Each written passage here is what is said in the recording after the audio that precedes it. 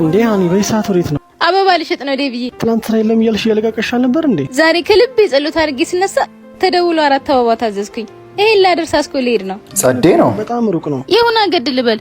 ማን ያውቃል ሌላ ሲሳይ ይዞልኝ ይመጣል። በቃ ቻው። ትክክል ነሽ። ሄላ ደርሻለሁ መሰለኝ። ትወጪልኛለሽ? ትችዋለሁ እኮ ሳልነግርሽ ረሳሁት። ከጎሮ እኮ ነው የመጣሁት። አበባ ዘሽኝ የለ? ውይ ቅርብ ቦታ ሳገኝ ገዛው። ትችዋለሁ። እሺ እንደዛ ለኝ ከአምላኬ ከዛ ድረስ ያንከራተትከኝ ለዚህ ነው። ምን አለባት ታንከራተተኝ? እሺ ያስጠላ። ዋው እኔ አላምንም። የሚሸጥ ነው? አዎ ምን ነው? እውነት እኔ አላምንም። በጣም ደስ ይላል። ሌላም ልታስረክሚኝ ትችያለሽ? ለሱ ነው ያመጣሽው ማለት ነው። ስንት ነው የምትፈልገው? በየቀኑ 30 አበባ ፈልጋለሁ። እሺ የሚገርምሽ አበባ መሸጫ ሱቅ አለኝ። የምታስረክበኝ ልጅ ከከተማ ወጣችብኝና በጣም ብዙ ትእዛዝ ነበር ያለኝ። ስልክሽን ስጪኝ፣ ያውኑን ደግሞ አካውንት ስጪኝና አልክፈልሽ።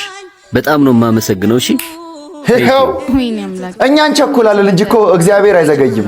አንተ ምን ማስገረምን የተሻለ ነገር መስጠትን አትተውም አይደል? እንኳንም ለትንሹ ደከምኩ። ይሄው ጥፍን አገኘው። ተመስገን። ገድ ይሉታል። ትክክለኛ ይሄ ነው ሲጀምር። እናንተ ራሳችሁ ምንም አይነት ስራ ትጀምራላችሁ አይደል? ፈጣሪን ይዛችሁ ከጀመራችሁ ማይሳካ ነገር የለም። እናንተ ብቻ እምነት ይኑራችሁ።